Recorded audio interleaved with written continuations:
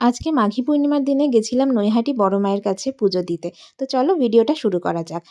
একদম ভোর উঠেছি। ভোর ৫টার সময় উঠে শ্যাম্পু দিয়ে স্নান করে একদম রেডি হয়ে গেছি আমি পুরো ফ্রেশ হয়ে। আর মা ওদিকে রেডি হচ্ছে এখন। ভেবেছিলাম ৬টার মধ্যে বেরিয়ে যাব। কারণ একটু আগে যেতে চাইছিলাম। শুনেছি অনেক লাইন পড়ে। কিন্তু বেরোতে একটু দেরিই হয়ে গেল। ৬:৩০ বেজে গেছে প্রায়।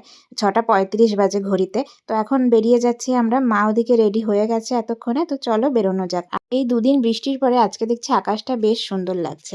আমি হালিশহরে থাকা সত্ত্বেও বড় মায়ের এত কাছাকাছি থাকা সত্ত্বেও আজ পর্যন্ত ওনার সাথে আমি দেখা করতে যেতে পারিনি। ফাইনালি আজকে আমি যাচ্ছি তার পুজো দিতে। এর আগের বছর কালীপুজোর সময় আমার খুব যেতে ইচ্ছে করছিল। সেই সময় আমি ৮ মাসের প্রেগন্যান্ট ছিলাম। তো যেহেতু সেটা কালীপুজোর সময় তাই জন্য মা আর সেই ওই ভিড়ভাট্টার মধ্যে নিয়ে যাওয়ার সাহসটা পাচ্ছিল না। তাছাড়া আগের বছরই আমি চলে যেতাম তার কাছে। এর আগে সবার মুখে শুনতাম যে ভগবানের ডাক না আসলে তার কাছ পর্যন্ত পৌঁছানো যায় না। আজকে মনে হলো সত্যিই তাই।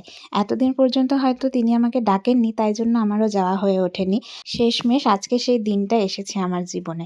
আজকে যে মাঘী পূর্ণিমা সেটা আমি জানতাম না। আজকে শনিবার আমি সেই হিসেবেই পুজো দেওয়ার একটা মন করেছিলাম। পরে শুনলাম যে আজকে নাকি মাঘী পূর্ণিমা। তাই জন্য ভালো একটা দিন পড়ে গেল। আসলে আমি পুজো দিতে যাচ্ছি একটা কারণে। আমার যে এত বড় একটা সর্বনাশ হয়েছিল সেটা যেন আর কারোর না হয়। আমার শত্রুরও যেন অত বড় একটা সর্বনাশ না হয়।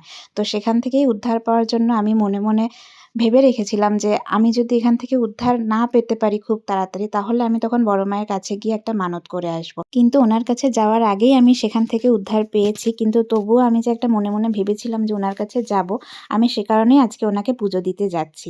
আর আমার এই সর্বনাশের কথা আমি এই সোশ্যাল মিডিয়াতে বলতেও চাই না। পাবলিক প্লেসে এগুলো না বলাই ভালো। কিন্তু আমার যেটা হয়েছিল সেটা ভগবানের কাছে প্রার্থনা করি কারোর যেন না হয়, কারণ না। আর আমার এই সর্বনাশটা হওয়ার কারণে দাদার বিয়ের ভিডিওগুলো আমি এডিটও করে উঠতে পারিনি, তো আপলোড করা তো দূরেই থাক। এখনো পর্যন্ত ওগুলো আমার ফোনেই পড়ে রয়েছে। তো বিয়ের ভিডিও এবার আসবে। অনেকদিন আমি কোনো ব্লগ ভিডিও পোস্ট করি না জানি, তো বড় মায়ের পুজো দেওয়ার এই ভিডিওটা দিয়েই ব্লগ ভিডিও আবার শুরু করলাম। যাই হোক, স্টেশনে ঢুকতেই একটা ট্রেন বেরিয়ে গেল চোখের সামনে দিয়ে, সেটা ধরতে পারলাম না। তাই জন্য ট্রেনের এখন একটু লেট আছে, ১৫-২০ মিনিট মতন একটু বসতে হবে। এমনিতেই লেট হয়ে গেছে যেতে, জানি না ওদিকে কতটা লাইন পড়বে। তার উপরে গতকাল থেকেও পেটটাও গন্ডগোল করছে, জানি না কি হবে। ভগবানের নাম নিয়ে এসেছি, আশা করছি সবকিছু ভালোই হয়ে যাবে। তারপরে কিছু সময় অপেক্ষার পরে ফাইনালি ট্রেন এসে গেছে। তো চলো এখন যাওয়া যাক। তো আমরা পৌঁছেও গেলাম নৈহাটিতে।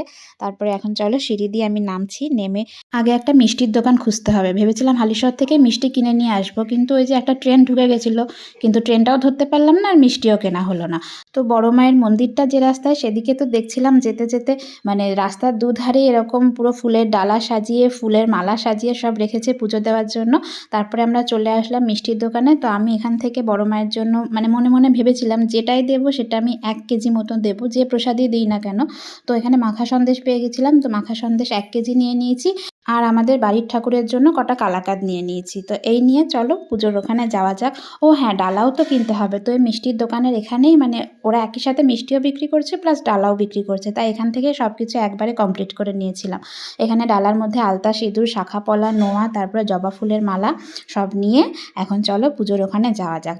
যেতে তো দেখছিলাম এখনই অনেকটা লাইন পড়ে গেছে। আমরা তো 7:30টার মধ্যে পৌঁছে গেছিলাম, এখনই দেখছি কতটা লাইন। এরপরে তো বেলা বাড়লে মনে হয় আরও ভিড় হবে। তার মধ্যে আজকে মাঘী পূর্ণিমা, আজকে তো আরও ভিড় হবে, প্লাস শনিবার। তো যাই হোক, আমরা দেখি কত দূর অবধি হাঁটতে হয়। তো ফাইনালি এতটা পর্যন্ত হেঁটে আসার পরে আমরা লাইনের শেষ খুঁজতে পেরেছি। তো এখান থেকে লাইন শুরু হলো।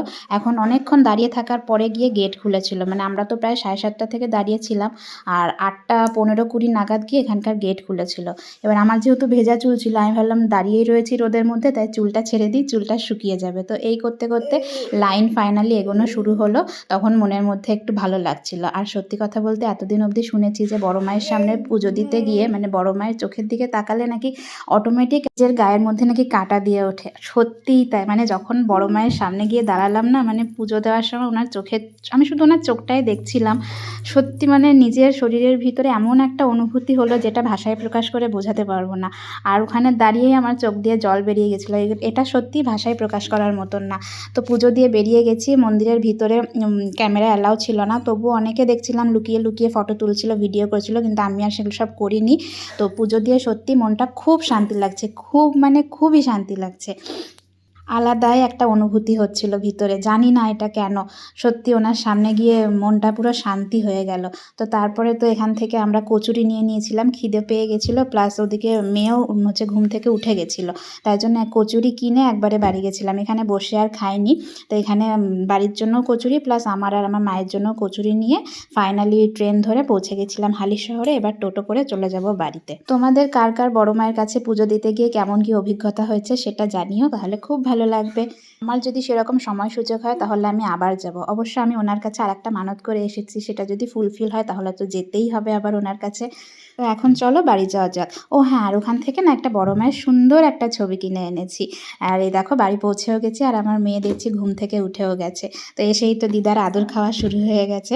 দাঁড়াও, বড় মায়ের যে ছবিটা কিনেছি বললাম সেটা তোমাদের দেখায়। ছবিটা আমার এত ভালো লাগলো দেখে, মানে শুধু মুখটাই রয়েছে ওনার, ছবিটা এত সুন্দর লাগলো, আমার খুব পছন্দ হয়েছে।